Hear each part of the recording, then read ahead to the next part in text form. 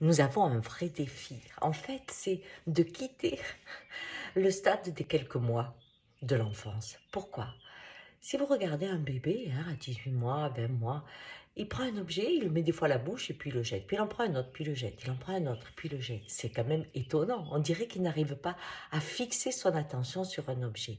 Pourtant, il y en a un avec lequel il reste très très proche. C'est son doudou. Alors, qu'est-ce qui se passe entre le doudou et l'enfant et qu'est-ce qui se passe entre les autres objets? Les autres objets, il les consomme comme un émerveillement immédiat, une rencontre immédiate qu'il lâche.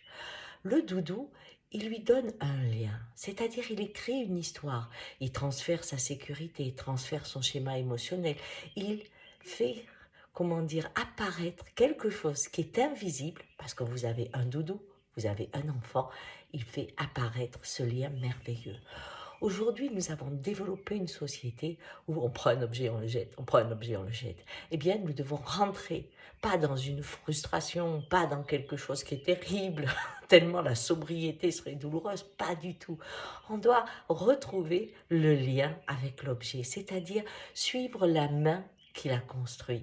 Si je prends un objet et que dans cet objet que j'achète, je regarde que je nourris telle population ou que je nourris telle façon de nourrir la terre ou que cette histoire que je vais créer entre ce que j'achète et la valeur que j'y mets, l'imaginaire que j'y mets, fait que cet objet devient précieux parce qu'il décrit, il représente le monde que je construis. Quelque part, il est le dessin, le crayon qui va montrer ma réalité à l'autre, à ce que j'aime. Vous voyez?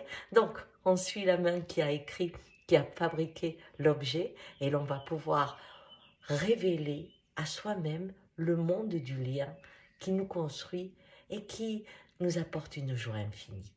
Ciao!